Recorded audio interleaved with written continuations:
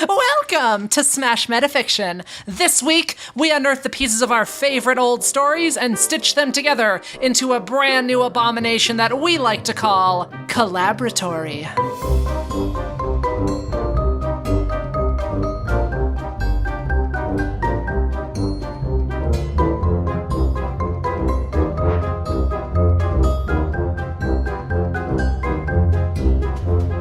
Joining me this week are Kit Mulcairn. Caw! Riding high on those bird feelings, sorry. Dan Mulcairn. Oh yeah, bird feelings. And Liz Logan. Meow. For those of you who have not listened to Collaboratory before, the way it works is that we are bringing in 4 of our favorite characters, along with a setting, a goal, a MacGuffin, and a genre from other pieces of media. We are then boiling them down into basic archetypes, and then we are going to attempt to write a brand new story, specifically a screenplay in the style advocated by the book Save the Cat, and we'll see what happens. It's weird. It's always weird, but it's good. Who wants to go first this week with a character? Anybody champion at the metaphorical bit? I'll go. Go for it, Liz. My character is Dexter Morgan from Dexter. Wow. Okay. Okay. I don't know if this is going to work with what I have. But all right. I'm very worried. I'm already very worried. But So am I. all right. I'm so tell excited for this character. Tell us about Dexter, Liz. Dexter Morgan is a forensic blood spatter analyst who works at the Miami-Dade Police Department. And, you know, he's a pretty unassuming guy, kind of a nerd, kind of a creepy dude in his everyday life. And then at night, he turns into a, not necessarily cold-blooded serial killer, but yeah, serial killer. Lukewarm-blooded. Temperature of blood varies a little bit based on the season you're in, right? Yes, lukewarm-blooded. And I'm specifically focusing on season 1 and 2 Dexter. Like, pure Dexter, where he still has better morals. Oh, so the serial killer gets gritty? Is that what you're telling me? Well, Fuck this world. So anyways, he basically uses his position at the police department to kill killers, rapists, smugglers, and metes out his own version of justice via plastic tarps and chainsaws, and it's a quite disgusting show. But he's an interesting character because he's he's the protagonist, but he's an anti-hero. So is it important to you that the main thing with him is that he kind of has urges to kill people, and so that he's not a terrible person, he does it to bad people, but the driving force is less that he wants to do good and more that he's got to kill somebody. He need to kill someone, yeah. And you think that's important to the character, that like aspect of it, or? Yeah, trying to maintain his code that his adoptive father instituted for him. But yeah, ultimately, he needs blood. He's like a vampire, but not a vampire. All right. So the character that I have brought is Lilo. Yep. I am very afraid of mixing this with Yeah, so Stitch gets a lot of love here on Smash Fiction, but Lilo is in many ways an unsung hero of that movie. She's just great. So yes, from Lilo and Stitch, she is a 6-year-old girl. She is from Hawaii. Her parents die shortly before the movie begins, and she is, because of this, and also because even before that happened, you get the feeling that she was kind of an outsider. She's just kind of a weird kid. She has trouble sort of relating to other people. She likes weird things. I don't know. I'm not really describing her terribly well, I feel like. Yeah, she's kind of like a weird, superstitious kind of kid who has a really nice big heart, but is off-putting to people sometimes. So, yeah. All right, who wants to go next? I'll go next. The character that I've brought is Nicol Bolas from Magic the Gathering. What the fuck? You gonna bring out someone that? Wow. Okay. Good luck, Dexter. Good luck with that one. Yeah. I was like, you know what, guys? This time I'm gonna try to keep it low. We've had a lot of like fantasy stuff. I'm just gonna try to keep everything grounded. Maybe we can do a nice like family drama or a comedy or something. But all right. Tan, tell us about Nicol Bolas. So in the storyline of Magic the Gathering, Nicol Bolas is a 25,000-year-old, give or take, dragon, who is also an incredibly powerful wizard, and a planeswalker, which means that he can travel to other dimensions. He has a beyond genius level intellect. He has plans within plans that span millennia. He is a mastermind and a supervillain in every sense of the word. And every time the heroes think they have a leg up on him, it turns out it was all just part of his plan the whole time. And that's the part that I want to capture about him. Not necessarily the fact that he's a dragon or the fact that he's a wizard, just the fact that he's a very powerful being or person who possesses a lot of different types of power and is incredibly difficult to outthink or outmaneuver or overpower. Cool. Sounds good. All right, Kit. I see your sorcerer dragon, and I raise you Garfield. The fuck? Kit, you didn't have to, we're not doing dumpuses. It's not surprise party. No. Garfield's not the dumpus in that. John is. And you best believe I'm gonna bring John one of these days to surprise party. So, let me bring another orange kitty cat with black stripes to this show. So Garfield, his archetype is, I don't know if people from outside of the States or people that are of a certain age much younger than us are gonna know who Garfield is. So he's a cat from like newspaper comic strips. Garfield's this lazy, cynical house cat that thinks a lot of jokes, and it's unsure whether or not John, his owner, understands what he's saying. He's just a cat who I think is kind of like a metaphor for tired office workers. Because why would a cat hate Mondays? But he does. Well, also, loves lasagna. Yeah. So a couple of traits not traditionally associated with cats. He's got some weird quirks. He also has, kind of cartoony abilities because he is a comic strip character. So what part of this do you think is the archetype? Is it sentient asshole animal that may or may not speak, but is smarter than a normal animal? I don't know. I guess it depends on what we want to take. Definitely the lazy, cynical character who's just kind of try to enjoy his day to day and is perhaps annoyed by things he shouldn't be annoyed by. So for you, it's less important that he's an animal and more important just that he kind of brings this attitude and outlook to it. Okay. It would be nice if we could keep the animal part, but we'll see what fits. I recognize we can't always do that. Okay. All right. So in addition to their character, everyone also has to bring a side dish. These side dishes are setting, goal, MacGuffin, and genre. Liz, what did you have to bring this week for your side dish? I had to bring the goal. All right, and what was the goal that you brought? It is to escape from a high-security prison a la Chronicles of Riddick, Escape from Butcher Bay. Oh, cool. That's the video game, right? Is that? Yes. All right, so escaping from a prison. How literal are you feeling this prison has to be?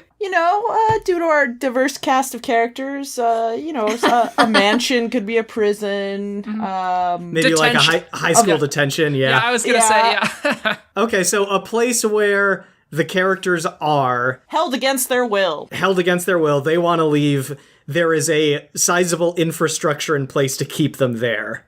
So I will go next. I had to bring the MacGuffin this week, and I decided to bring the Turbo Man action figure from Jingle All the Way. Oh boy. What the fuck? Guys, I don't think that we have a movie. I'm pretty sure we might have hit the wall here. We'll work on it. We'll see what we can do. But anyway, yeah. So the Turbo Man action figure is something in the movie that Arnold Schwarzenegger's character wants to buy for his son. It's not valuable or special or magical in the way that a lot of these MacGuffins are. It's more that he just wants to get it and give it to his son as a gift, as just a way to show that he cares. So what I'm thinking I want this to be is just a gift that someone wants to get for someone that doesn't have value outside of it. It's just that it's important to this person because they want to give it to someone. And that's all that it has to be. Okay, so in Jingle All the Way, the Turbo Man action figure is also very actively sought after by a number of other people because it's that year's hot action figure. Is that an aspect that you want to take over, or is it only just... It can be. It can be somewhat hard to replace, but I want it to be more sentimental. You know what I mean? Sure. That's not as important to me. Okay. I'll go next, and dear listeners, you might be wondering, how are we fitting this child and this toy that she may want and this house cat with a fucking serial killer and a sorcerer dragon? Well, they're all in a high security prison. Well, my setting is going to help with that, because I'm bringing the setting of the novel 1984. Oh, thank God. Which is the dystopian novel. The story is set in, first of all, this book is written in like the late 1940s. So 1984 was the future at one point, and it was the dark future where London is the capital of a superpower, and all the other superpowers of the world are constantly at war. And our characters live in a totalitarian state where there's constant surveillance. This book created the phrase, Big Brother is watching you. So there's constant surveillance. So people aren't allowed to have sex unless it's for procreation. People have been forced to use very small vocabularies because it changes the way they think. Basically, the government controls everything you do and say. That's how totalitarian and dystopian this novel is. And it's a wonderful novel. You should read it. All right, so totalitarian future of the 80s, as seen from the 40s. And Dan, what did you bring for your side dish? I brought the genre. Okay, oh geez, we have to do genre. All right, what do we got? Dan? Lay it on me. No, I have good news, because this genre perfectly fits one of the characters that was selected. Okay. It doesn't fit much of anything else. The genre that I chose is Disney animated musical. Oh no. All right. Cool. I can't keep Great. all this straight. Everything's terrible. We got this. It's okay. right. The high security prison makes sense within 1984. But then we sing about it? I feel like maybe we can make two completely separate movies out of this. Yeah, can we do like a double feature thing like Grindhouse? Yeah, sure. All right, I'm going to run it down one more time just so everybody's got it. So, the characters that we have are Dexter Morgan from Dexter, Lilo from Lilo and Stitch, Nicol Bolas from Magic the Gathering, and Garfield from Garfield. The goal is to escape from a prison. The MacGuffin is the Turbo Man action figure. The setting is the novel 1984, and the genre is a Disney animated musical.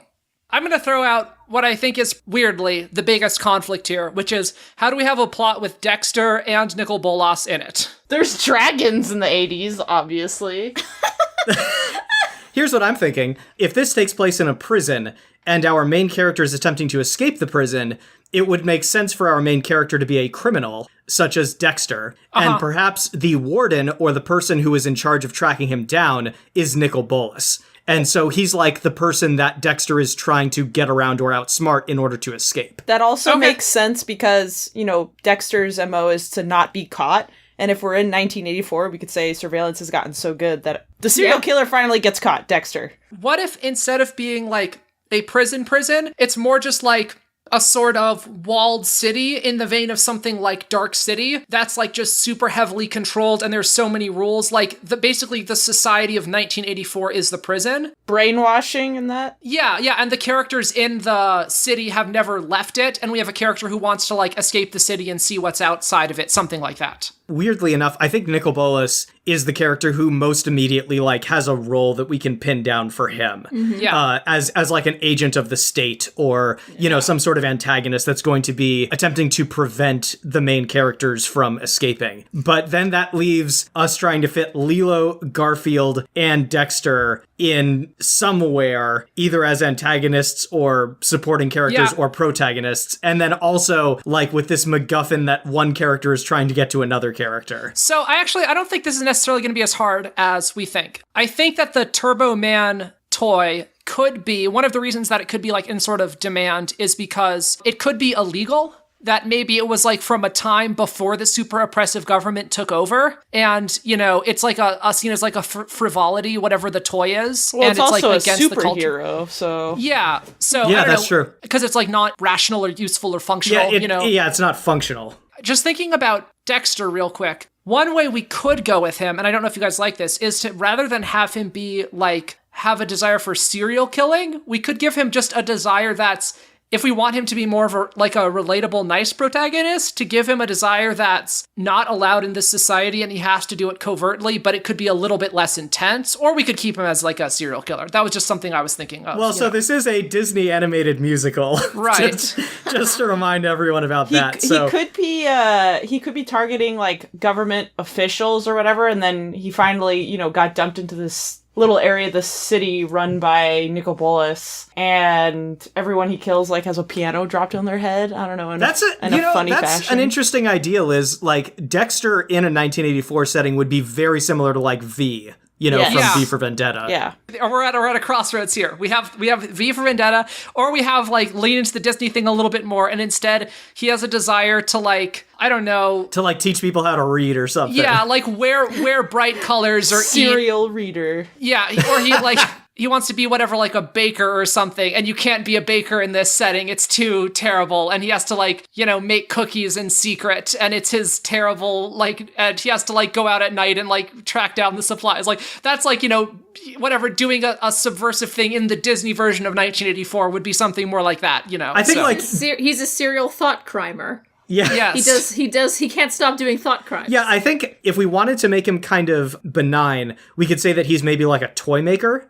I do have an idea how we can also incorporate Lilo. Dexter is one of the thought police. Maybe he works at this prison, and he's secretly a thought crimer. Oh, that's good. And Lilo, because she is very rebellious, is in the prison for committing, like, for basically not doing what she's told, or like having thought crime, blah, blah, blah. And I think that's how you could easily work both of them in. So ultimately, the characters realize that their goals are the same. Much like in 1984, that's the main character meets a woman who is also a dissenter, a secret dissenter, and then they kind of just do their thing for a while. That's interesting because that then works in the angle of Dexter, like working for the police, but while at the same time committing crimes. And it's just like in 1984, he still works for the police. He's just committing the crime of like free thought and like helping people to escape.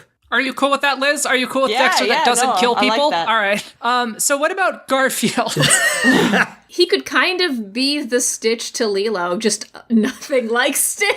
Right. I mean, the crime that Lilo could commit is having a cat, because you can't have pets. Right, but I feel like then Garfield would have just been thrown in the incinerator or some shit. Well, no, I think the idea is that, like, Dexter's being a thought cop, and he, like, secretly makes toys on the side, and maybe he had a family that was, mysteriously, like, killed off-screen in the backstory of the movie or whatever. And then when he's out doing his thought police thing, he finds a house where Lilo's hiding out, and she has a cat. And it's, like, part of his job. He knows he has to, like, bring her in, and he has to, like, kill her cat. But instead, he saves the cat. Okay, cool. We're getting ahead of ourselves. This is good. Right. And, like, he keeps Lilo alive, and he keeps the cat alive, and is, like, hiding them in his house or something like that. And they're planning a way of escaping the city. And they have to, like, put together a way to escape from the thought-policed city while keeping the girl safe. She, like, discovers that he has a toy collection because he builds toys, and they become a sort of, like, surrogate family. Yeah, I think that works. So in this case, then, do we want to say that Nicol Bolas is perhaps like, the chief of police or some other sort of like high official, maybe even the one that Dexter works for directly, who then when Dexter, goes rogue and tries to escape, Bolas is the one who sort of takes it upon himself to direct the efforts to catch them before they escape. That's kind of like Dokes, who worked with Dexter, kind of started to track him down and took it upon himself to try and catch him in the act, so... Oh, yeah, totally. It fits in. Except it's nice crime. Yeah, it's nice crime now. Oh my god. Well, it's a Disney movie. We have to make it a Disney movie. So. Lame. Yeah, we're also going to have musical breaks every, probably 20 minutes or so, just so you guys know. So, do we want to figure out what the Turbo Man action figure is? I think we could leave that a little bit open for now, but it could be something that he either has that Lilo finds. It could be something that... Wait. What if that was the first toy that I found when I was a kid growing up? You're not Dexter. Shit. So the Turbo Man is the first toy that Dexter found when he was growing up. It got taken away, and it's what inspired him to start making toys. Oh, yeah, but it could be a thing where, maybe he wants to get it back, before he leaves the city. It's like an evidence lockup or something. Yeah, and it has a secret thing he's stashed in it. What if it's an access code to get out of the city? No, I just want it to be symbolic. I want it to just be like a nice thing that he wants. Oh, yeah, then that's what it is. Maybe he wants to give it to Lilo. Like, inspire her. Maybe she has talked about this Turbo Man or, whatever it's an action figure of as like, something that she liked as a kid, or like she found a comic book of him at some point and he's like, oh yeah, I had an action figure of that and I can like get that for you and give it to you. And I could see like the action figure that could maybe speak and it could like shoot little orange missiles and like has a bunch of cool features, stuff that like he can't do. And he's like, oh, you should have seen the action figures back in the day. They were really great. And maybe because I was also like, if it was a toy that was maybe owned by his family before they got like killed in the like purges or whatever, then it could be like his last link to them and he wants to have it as like a reminder of them and stuff too. So we start with Dexter as this like secretly subversive cop who runs across Lilo and her pet cat and sort of like takes them in and is secretly being subversive. And then Lilo at some point mentions loving this Turbo Man guy, and he remembers that, like, there's one of those action figures, in, like, evidence lockup or somewhere at the police station. So he goes to get it for her to, like, surprise her. And in doing so, he gets found out, and that's the impetus that they have to then start running. Right? Oh, like, okay. that's why they decide to... Escape. Yeah, to escape from their society, because, like, all of a sudden... he's been found out, and so now they don't have a choice. Right. So yeah, about halfway through the movie, he takes it, and then that's what they start figuring the stuff out, and it goes from like them just being subversive and secret to like, oh shit, we gotta... Maybe that's kind of like midpoint stuff, right? Mm-hmm. Yeah, that could very well be midpoint stuff. Are we ready to do a log line then for this? Yeah, I think so. Yeah. All right. So I think it'd be something like a cop in a totalitarian future discovers a little girl and her cat and decides that rather than bringing them off to prison for thought crime, he's going to help them escape from their evil, oppressive city. All right, so now it is time for the beat sheet. This is where we work our way through a 12-step abbreviated version of a screenplay as outlined, as mentioned previously, in Save the Cat. These 12 steps are opening image, theme stated, catalyst, break into act 2, B-story, fun and games, midpoint, bad guys close in, all is lost, break into act 3, finale, and closing image. So first up, opening image. We're going to start on one or more of our characters, showing who they are, what they want. They're generally in a relatively stable situation, but something in their life should need fixing, and they may also have to learn a lesson as well. So which character do we want to open on? Me first. Yeah, go for it, Liz. Okay, me. And what it's first... Not Dexter. I mean, Is Liz in this movie? Are you playing Dexter in this Liz, movie? at some point when we do Collaboratory, you should just bring yourself as a character. That would just clear everything up, yeah. So we open on Liz getting dragged away by the thought police.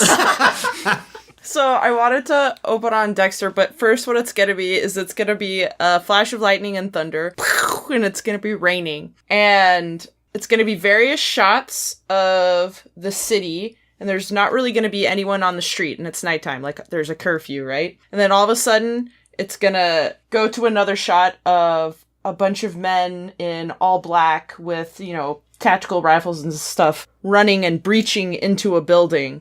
And then it's going to go back on Dexter, who's just kind of watching everything. And then it's going to be, breaching and stuff. And they're arresting people to take them in. This is the thought police for being subversive. Wow. It's like Liz watches a lot of action movies. But then Dexter looks up at like a building and there's graffiti. And it like lingers of him looking at the graffiti. And then he looks back at what's happening in the apartment or whatever. That's a very evocative opening image, Liz. Hell yeah! Yeah, this could even be like if this is like Handmaid's Tale and that writing is outlawed. And so everything's just like pictures, like little icons. I have a musical number that could happen. Like, it's... Oh, okay, like right off the bat, huh? Just about the duality in Dexter's mind. It's a Dexter's Bells of Notre Dame like opening. Yeah. I actually think it would be cool. Like our opening song should be a like a sort of militaristic one that conveys like the repetitive, like with like marching as the as like the kind of drum beat to it about them like taking evidence and destroying it and purging stuff. I don't know what like the central metaphor of the song would be. It could be something about fire or something like that. Okay, so after they're carting away the people, once it goes back on Dexter, it starts going boom, boom, boom, boom, boom, like marching. And then it's a montage of them like logging people into the prison, you know, friggin' jail cells going like clank, and them putting evidence away, and they're all like, and here we are, we thought police are blah blah blah blah blah blah blah blah, and we put them up and we locked them up. Hey!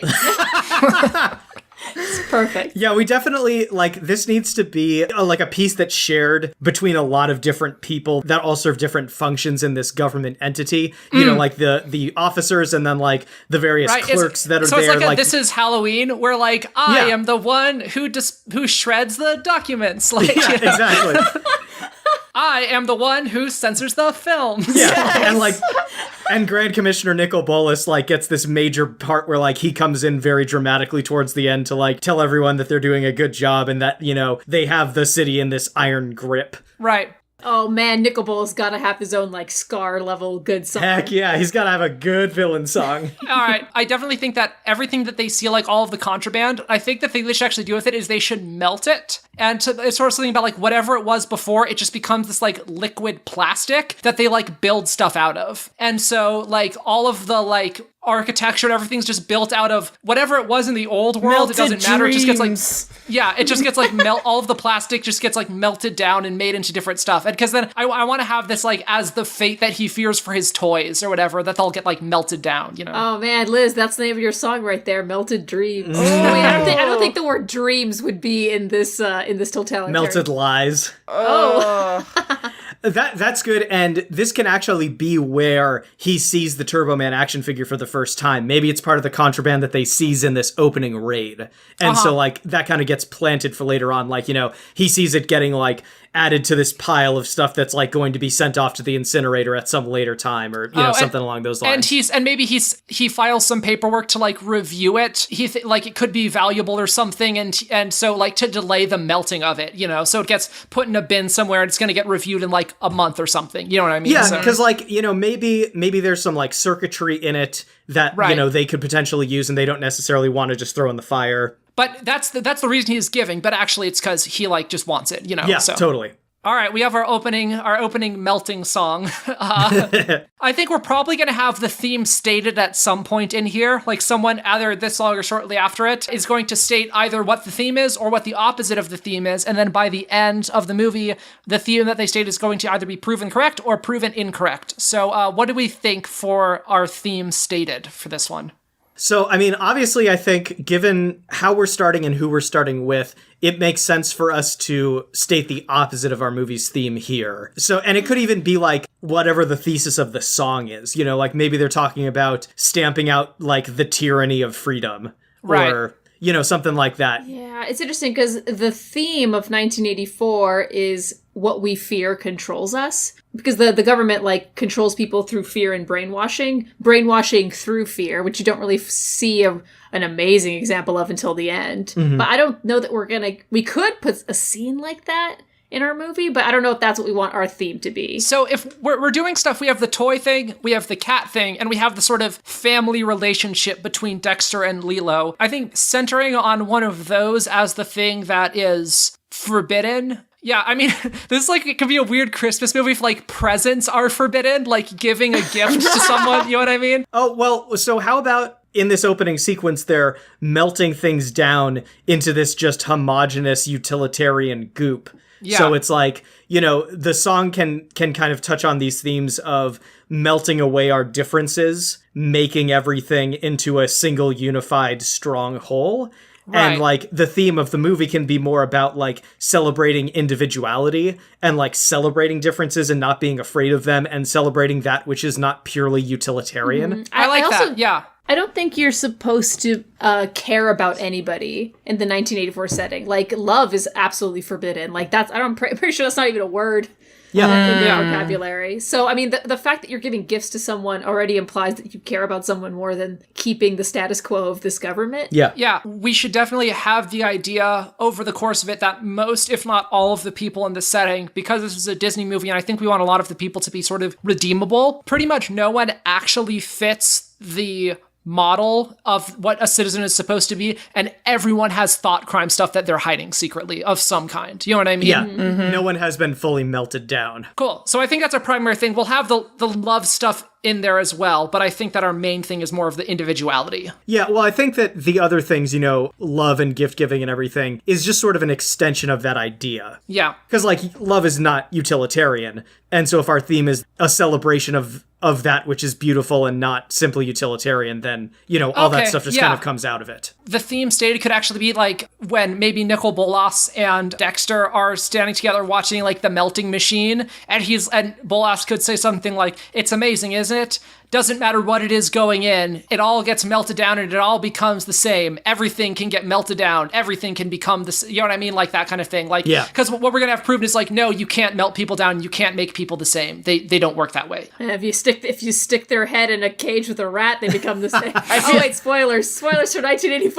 I feel like Dexter would turn to Nicol Bolas and be like, "Oh, well, you should jump in and see how you turn out." And then Dexter walks away. You want him spitting in the face of authority this early on? I thought we were going to hang on to that until he needs to steal that action figure. Dexter does that a lot in the TV show. He kind of says stupid shit. Sure. Maybe he does it as a good-natured joke. Right. Yeah, that'd be good. Hey, Chief. Turned around. Yeah, well, if I ever, he's like, well, that's good to know. If I ever get too old to work at this place, they could make me into a chair or something. Yeah, there you go. All right, so now we have our catalyst. This is the thing that changes the normal day-to-day routine of our protagonist and sets them on a new path. So what is the catalyst? It should be another raid. And that fits in with how every day is basically the same. And then all of a sudden, here's this poor little girl with her really lazy orange cat, and that changes everything. So it'd be cool, like, he's raiding a place, and, maybe he finds a house where there's a family hiding out, and then he, pulls aside a board in a wall, and goes down and finds, a little hidden room in a basement, and sees that, because ordinarily when they raid place, they'll find, a teacup with a design on it, and be like, how dare they? Or they'll find, a journal with some writing in it, but they don't usually find that much good stuff, but when they go down, he finds, a basement, and it's just filled with, pop culture nonsense, or, and not just that kind of stuff, but, original stuff, too, child's drawings all over the walls, and she makes, macaroni art or whatever, just, a ton of original, artistic, weird stuff. And then he sees the little girl down there with her cat. And it's a much bigger, haul than he's seen in a while. He sees that not only will her stuff be taken away, not only will she get, reconditioned, but also her cat will get killed. I also think that when he sees all of this creative work that she's done, it's sort of like he's seeing her. Because it's he's getting a glimpse into what her values are, what her personality is like, the things that are important to her, whereas other people would have just sort of a small smattering of personal items that are seized. In this case, these items help him to understand her, whether he wants to or not. And that makes it difficult for him to treat her in the same way that he's treated other people. Well, and she could also remind him of himself when he was younger. Do we want to do the Lost Family thing? I like that, but we haven't really remarked on it. I could go either way with it. I think it adds an additional little level of motivation, but I think either way would be fine. Yeah, I don't have any strong feelings on it. I mean, as long as it doesn't feel like we're shoehorning it in. All right. Well, I like it. It's happening. All right, yeah, great. Do it. I mean, why not? I feel like do you want Lilo's family to have been taken away to what 1984 calls a joy camp, which is a labor camp? Right. I like that. I see her as living with people who she's not directly related to right now. Yeah, I think we don't want to have Lilo's family still be in the picture. Because otherwise that kind of complicates the plot, particularly when they're trying to escape the city. True. Yeah, she's hiding out in a place, and maybe even the people in the house above don't know that she's there or something. You know what I mean? Sure. I just had a thought. I think I want her to draw monsters. I want weird stuff, not flowers. You know what I mean? But weird twisted stuff. I think that'd be kind of fun. She draws a little blue one with of course. arms. I kind of like the idea of her drawing her cat in these fantastical settings, her cat as a pirate or as a monster or something, just I thought you were gonna say she does fantastical settings and she does them 4 panels at a time, fantastical settings being owned by a man in a blue shirt. Yeah, that's right. And that little girl's name was Jim Davis. Jim Davis, yeah. So that was our catalyst. That was our save the cat moment as well. So now we have break into Act 2. This is where the hero leaves the world of Act 1 and enters into the world of Act 2, which is where the majority of our story is going to be taking place. Oftentimes, there's also a symbolic crossing of a threshold that occurs at some point in here. So what do we think our break into Act 2 looks like? It's not as obvious of a physical transition for Dexter at this point, because really what the transition is him deciding to hide Lilo and Garfield. Right. Correct. Does he do it in his house, maybe? Like the crossing thresholds, maybe he brings them into his house. Oh, So That's exactly what I was think that's thinking. the only safe place, yeah. Yeah, even though everybody's homes are also, like, monitored by cameras, he happens to know where the cameras point. Yeah. Right. Yeah, because he's part of the thought police. And that could be something he has to do back at headquarters, and him trying to hide that could be what exposes him in the future. Yeah, there's a few things that, could potentially expose him, particularly when, he's trying to outsmart Nicol Bolas. Like, Yes. anything can give you away. Yeah, so I think that works. I like that a lot. Because Nicol Bolas in the Magic the Gathering setting is like this incredibly powerful mind reader. But in this setting, it seems like he reads minds because his surveillance is so far-reaching. Yeah. Like, there's nothing he doesn't see or hear. Yeah, and because he's able to just, put these things together that other people might miss. Yeah, it's like he's... Oh, Yeah. man, it's perfect. But yeah, so I think this obviously is a time where we also have a song. I think this could be Dexter's I Want song. Oh, hell yeah. Okay. Where he's singing about, about, this splash of color that's come into his gray life, and about how, he's experiencing affection and love and warmth in a way that he didn't really anticipate. And now he figures out that he kind of does want it. Is there an objective correlative for this? Is there a what? It's the physical, symbolic representation of this, i.e. reflection or I will go the distance. What's the solid physical embodiment of it? Decorating a room for her in his house. What if it's something like that up until now he's just been building the toys, but it's better that he has someone to play with? Yeah, that's pretty good. I like that. He realizes that it's nice to have other people in the house, And it can kind of be a little bit of a duet. Yeah. Towards the end, because, Lilo is kind of in the same boat where, all she's had is Garfield.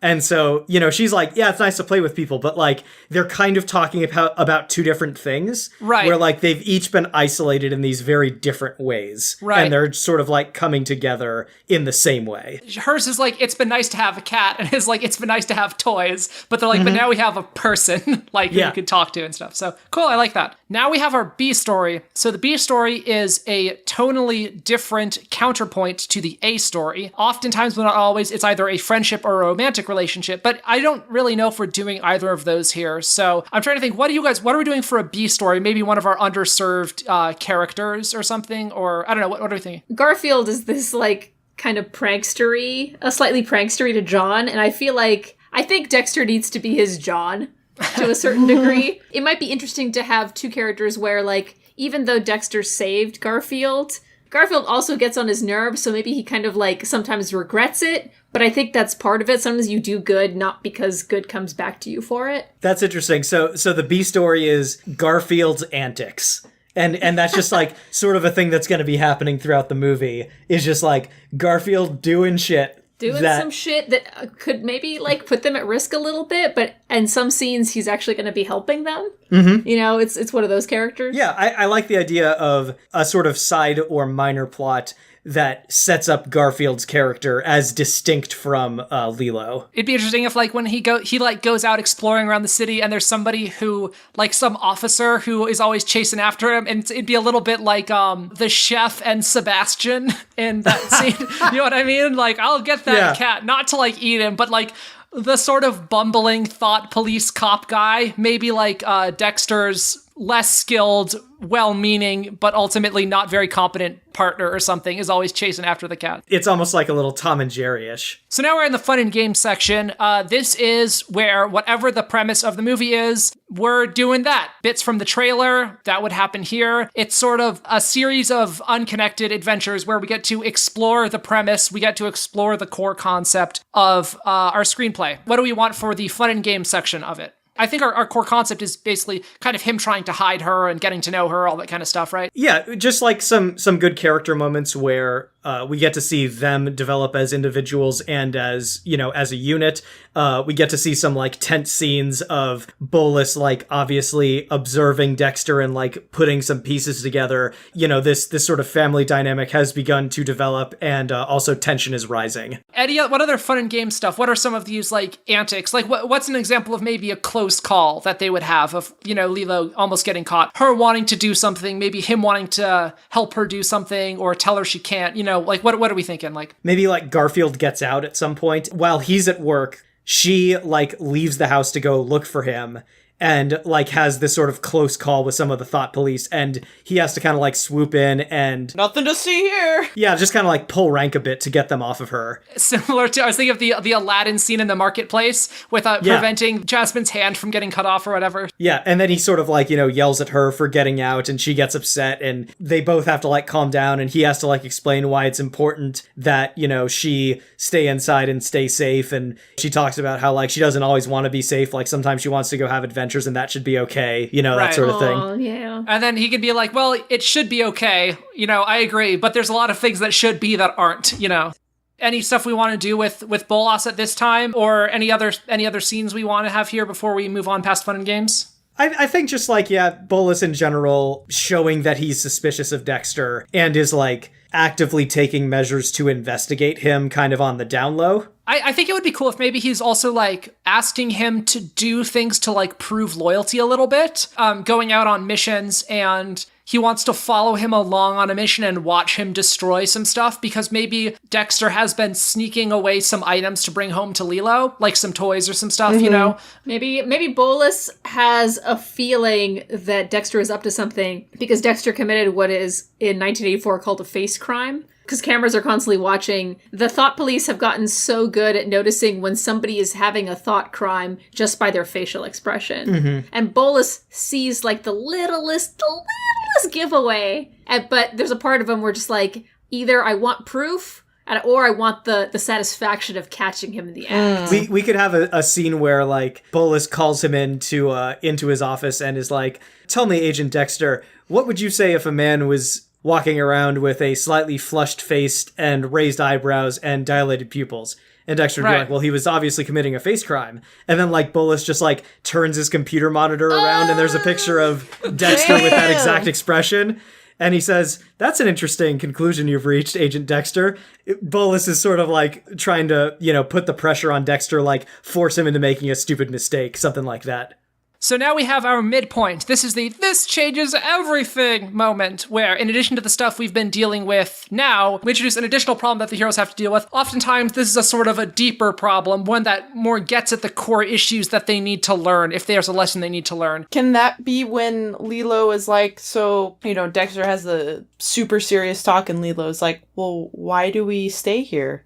Yeah, so okay, there's kind of two things that we're dealing with that we haven't really dealt with so far. There's the escape thing, and there's also the stealing the toy thing. Well, yeah, so one needs to lead to the other, right? Lilo has maybe talked about this, like, Turbo Man figure that she's seen through, some random discarded media, and she really likes him, and so Dexter decides to break into evidence lockup and take this thing before it gets melted down, and in doing so, gets caught by Bolus. He manages to escape, but is now like a wanted criminal. That's sort of what forces him and Lilo to pack up and escape from the city instead of trying to eke out an existence with their heads down. Yeah. So Liz, I think we are going to have that moment where she's like, well, why do we have to stay here? And that kind of makes him be like, well, we have to, but we can still make a life here. We can still get some good stuff. And then she doesn't really believe him. And then so he tells her about the toy. And then she's like, you could get that. And he's like, I can go get it. It's going to be tough, but I can try, that kind of thing. What if she says like, well, why can't we be like Turbo Man? Like he did this and this and this. Yeah, I like using the Turbo Man as sort of Lilo's idea of like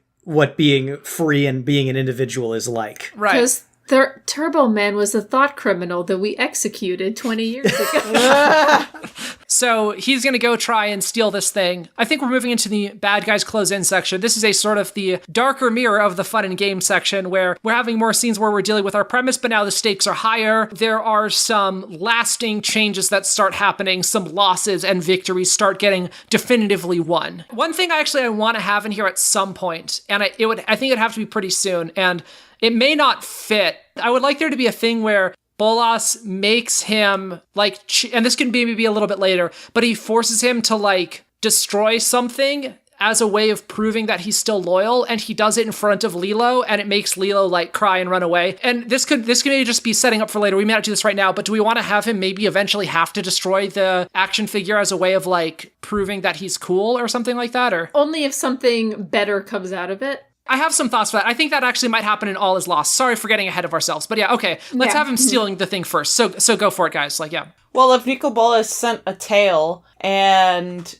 Dexter wanted to get mostly everyone out of headquarters, he could call in with an anonymous tip saying, oh, there's a revolutionary gathering at such and such address, like, send help. And it clears out most of headquarters, and that's when he goes in and say he logs into the station and Nicol Bolas is there and he sees him come in and he's like, oh, so what are you here for, Dexter? He could maybe have, like, a little bit of inventing stuff, too, because he does his little toys. He could maybe do the classic thing, like, knock out all the security cameras in the place. And then he goes to the evidence locker and just sees Nicol Bolas standing there in the evidence locker. And, like, all of the TVs are, like, staticky. And so there's no, like, surveillance and there's nobody else in the building. It's, like, just the two of them in the evidence locker. Love it. Yeah, and so he has to, like, grab the Turbo Man action figure and then book it. As Nicol Bolas is, like, calling in everyone to go get him. Does he kick him into the melting thing and he gets, like, half his face melted? Or do we Oh, yeah. He gets a good villain scar? And you know what absolutely. would be interesting, too, is I want Nicol Bolas to be, like, totally caught off guard. I think he would expect Dexter to capitulate once he's caught. But when Dexter fights back, because of the uniformity of every day, he can't adjust to someone actually fighting back. That's really good, Liz. It's like his weakness is his own, like, lack of empathy. It's like he understands people completely on an intellectual level, but not on an emotional level. He's fundamentally unable to respond, realize what Dexter's capable of. Right. He doesn't understand the power of love. That's right. Ohana means family. Lasagna means family. Well, there's Garfield's song. Oh, yeah, he definitely gets gosh, what's the snowman from Frozen? Olaf? An Olaf song. Oh, yeah, but about lasagna? Yeah, most likely. Okay maybe with Mondays. You know, I mean, it's probably song Every Day is Monday in Airstrip 1. Now we have an All Is Lost moment. I'm having some very strong, specific ideas, and I'm I might have to go on a whole thing. So the All Is Lost moment was going to be the lowest part of the story where everything gets taken away. All the bad stuff happened. It seems like it can't get any worse. So I think what has to happen here is it might actually be cool for one of the characters to actually get captured. I was thinking like maybe Dexter gets captured and then like Lilo has to rescue him in the finale. I think it could be cool for her to do it. I was actually thinking it might be fun for some of the drawings that she does is like maybe a superhero alter ego of herself. And she like puts together like a superhero outfit and like maybe has some little inventions and gadgets, like can like climb walls or like has a grappling hook or something like that. Before you had said that you liked the idea that at some point Bolas would offer Dexter a way out if Dexter, like, you know, destroyed something, like if he destroyed the Turbo Man action figure or something. Right. And then Dexter does it, which makes Lilo upset. Did you still want to do that? I think that can still happen, yeah. So it would be like, that would happen first. Okay, so let me give you my pitch for this scene. The two of them are running. They're, like, getting toward the walls of this city. They're about to escape when Bolas and his men sort of come in like a noose and grab them both. He says that Lilo is going to be taken to this, like, reprogramming camp. That's terrible, where they put your head in a cage full of rats. It's the Ministry of Love. Yes. They're the ones that are in charge of... But he will instead send her to a much nicer place if Dexter renounces his rebellious ways by symbolically destroying this Turbo Man action figure. So Dexter does so, and then Bolas is like, very good, it's good to see that you haven't entirely lost your rationality. All right, now pack the girl up and send her off to the really bad place. Right. Dexter's like, but you said that you would spare her, that you wouldn't, you would be lenient. And Bolus is just like, I lied. And then Lilo's really upset because if anything, he says, I did. And, and you are committing a thought crime if you think I did otherwise. And so Lilo gets upset because she saw Dexter, like, apparently crush the symbol of happiness and hope. Right. And in her anger, she manages to break away from the thought police and escape while Dexter is being dragged off to be executed. Yep, Yeah, that's sounds good. I like yours. Cool. All right, so then she's gonna have her like low moment back. Maybe she sees when she's back some drawings of herself as like a superhero that she did, and maybe she finds like plans that Dexter made for like a toy that he was gonna make for her of herself as an action figure or something like that, or she finds an action figure of herself that he was making or something like that, And then so she realizes that like, oh, she's been a good inspiration to him and she's been brightening his life, that kind of thing, and that she's stronger and blah, blah, blah, blah. And so she decides to put together her little superhero outfit and go to rescue him. That would be our break into Act 3. The crossing of the threshold is her leaving the house in like a obnoxious pink superhero outfit to go like kick his butt, or to go kick the butt of Bolas and save There's him. a hope for the future. Oh, yeah, we gotta have a montage song. Yeah. And also, maybe she could have, a song earlier on could have been her, like, superhero alter ego's theme song or something. I don't know, so. Yeah, and now it gets, like, a full orchestral rendition. Yes, I like the idea. Oh, it's, like, the first time it's her singing it very badly, and it's a really bad song that sounds like it was written by a child, and then in the finale, it's, like, a whole choir of people singing it, and, like, the lyrics are very dumb and sound like they're made by a kid, but it's, like, made really epic, so. Oh, I love it. And, the first time, she does, like, a little, by her voice, like a jigga jigga bugga bugga bugga bow, with like all of the stuff, but there's now instruments playing like her weird improvised mouth solo. Oh, that's awesome. Like, Guys, this is a very good movie. I really want to see this movie. all right, so that's our break into Act 3. Now we have our finale. This is going to be our showdown. Is Garfield coming along? What does he get? Fuck yes.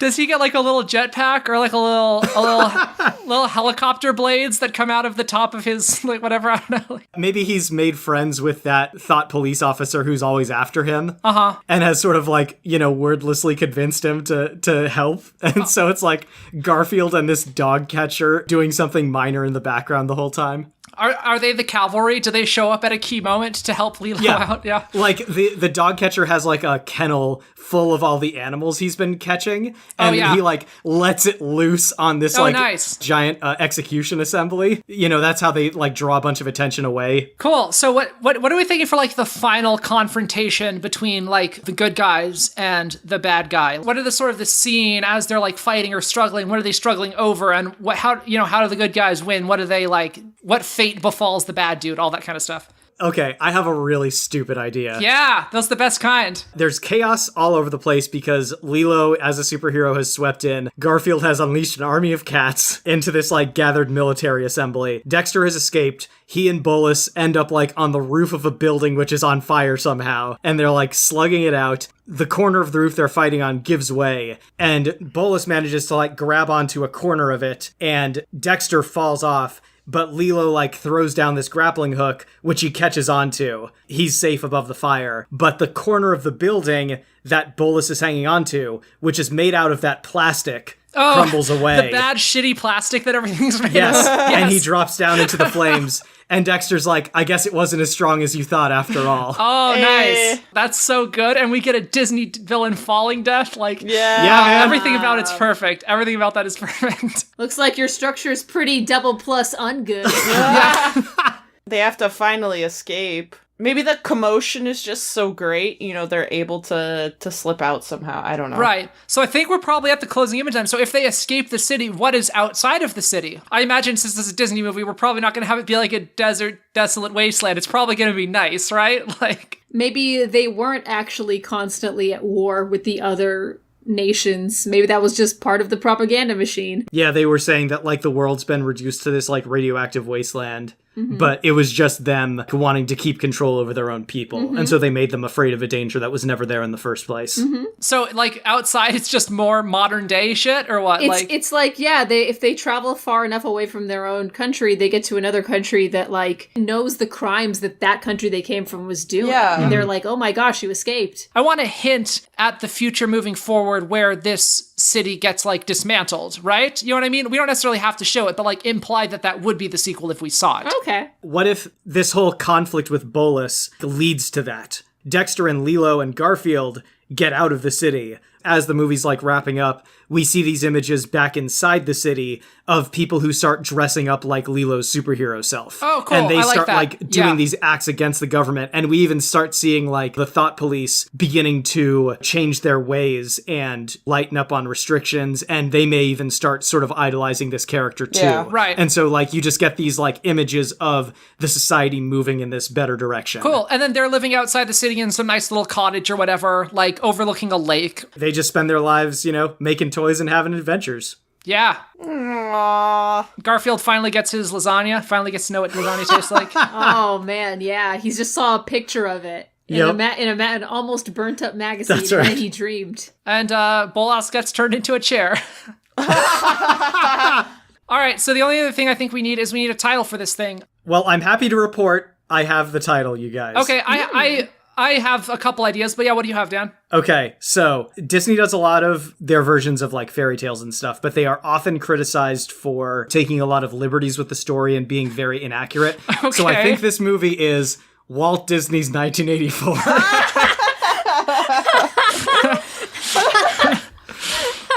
Oh, God. I don't know about that. No, that is the title of the movie, is Walt All right. Disney's 1984. We could call it 2084. Oh. Okay, the other thing I was thinking is if we have a name for Lilo's superhero identity, that could be the name of the movie, especially if there was something symbolic, because I was originally thinking about doing something about like melting or melted, because we have like Tangled, Frozen, like melted Right. as the name of the movie, or doing the Lilo and Stitch thing of Dexter and Lilo. But I actually think you could do something like, could be her superhero name, and also the name of the movie would be something like The Indestructible Girl. You do something about like the person who won't be melted down or destroyed by society and is always true to herself kind of thing. But you could just call it Indestructible, like unbreakable. That would work. Yeah. I actually like Indestructible because it's like we keep touching on how things are melted down into everything and you can't stop love. I got it. Garfield. Lasagna. Return of the lasagna. You only see the title at the very end.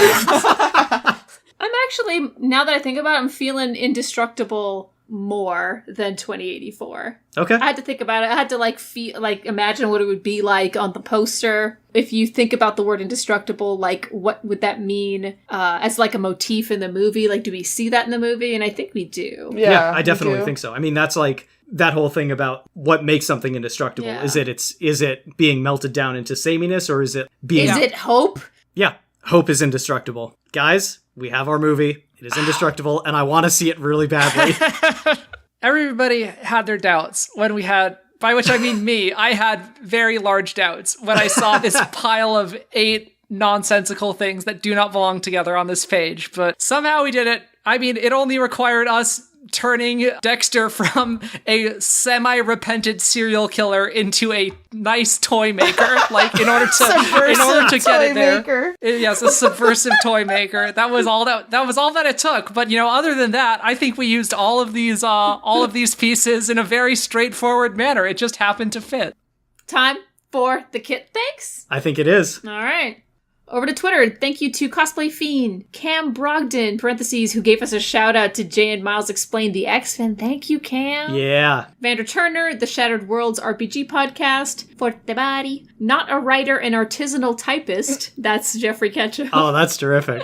Florian, Cool Down Now's Persona is Decade, I love it. Icon Jade, The Facade of a Jacques, Robert Ramsey, Sid Rabbit, and bookending this is Cosplay Devotee.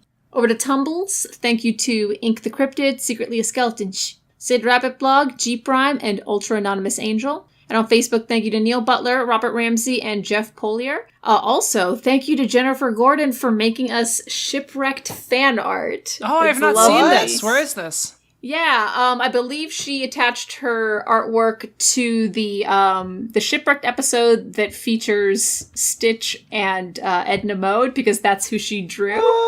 It was Stitch and Edna mode in the burning bar. Oh, well, look at that. And when... That was on Facebook, you said? That was on Facebook. That was on the Facebook page. So if you go to the Facebook page and look for our advertisement for that episode of Shipwrecked, you will see it. Are you going to cool. put that up on the fan art section of our website? If the fucking website will let me. Don't use WordPress.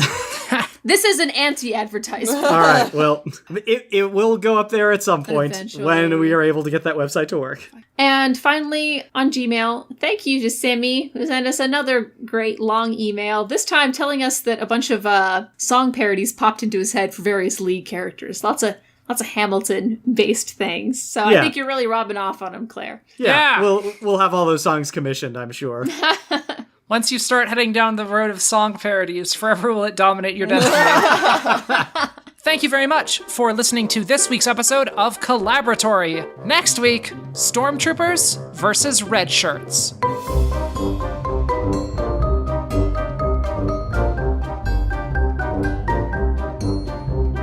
Smash Metafiction is produced by Dan Mulcairn, with logo design by Claire Mulcairn. Special thanks to Kevin MacLeod at Incompetech.com for our theme song, The Builder. You can find us on Twitter at SmashFic Podcast and search for the Smash Fiction Podcast on Facebook, Tumblr, and YouTube. Subscribe on Apple Podcasts or your podcatcher of choice, and if you leave us a good review, we shall become more powerful than you can possibly imagine. Smash Fiction is made possible thanks to our supporters on Patreon at patreon.com/smashfictionpodcast. Please consider donating as little as $1 each month. It helps us keep the show going, and we have great rewards and extra content for those who help us out. If you have any suggestions, feedback, or other contributions, send them to us at smashfictionpodcast@gmail.com and help us continue the fight.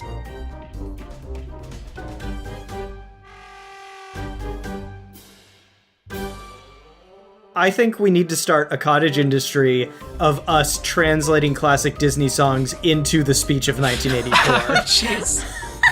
Hakuna Matata. It means double plus good. So this is non-procking.